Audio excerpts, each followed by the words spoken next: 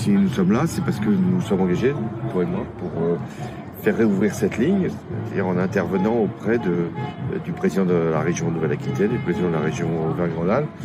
C'est vrai qu'il y en a un qui est plus ouvert que l'autre, mais sinon, il va faire pression sur celui qui est un peu fermé. C'est vrai qu'on s'est lancé là-dedans avec aussi Christine. On est deux députés concernés dans le Puy-de-Dôme à vouloir recréer cette liaison entre la Corrèze et le Puy-de-Dôme. L'idée de notre démarche, évidemment, c'est de s'adresser aux deux présidents des régions concernées. J'espère que les deux seront en tout cas aussi volontaristes l'un que l'autre, puisqu'on a besoin des deux pour reconnecter à nouveau la Corrèze, le Puy-de-Dôme, Auvergne-Rhône-Alpes, Nouvelle-Aquitaine. C'est une liaison ferroviaire dont les gens ont besoin. Ils en ont besoin pour le transport du quotidien, pour être plus connectés aux services rendus à la métropole clermontoise, pour venir du côté du sel. Ils ont besoin pour aller faire du tourisme, par exemple à la Bourboule et au Mont-d'Or.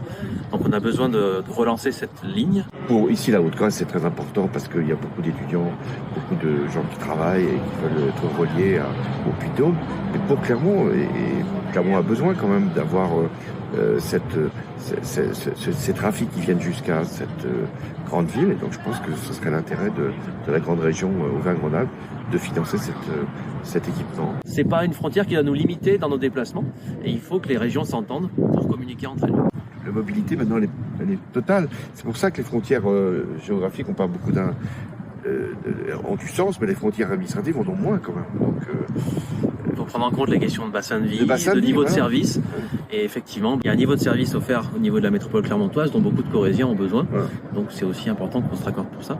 Et même les frontières politiques, c'est pas parce qu'ils sont de droite qu'ils ne doivent pas financer un équipement. Et c'est pas parce que la région de Nouvelle-Aquitaine est de gauche qu'elle doit être considérée comme pouvant faire à elle seule l'opération. Ça ne peut pas se faire séparément.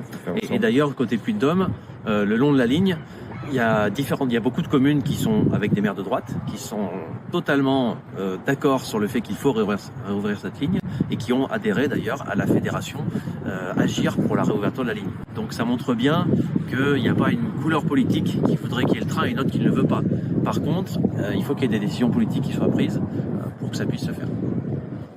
Nicolas, François, la prochaine fois chez toi.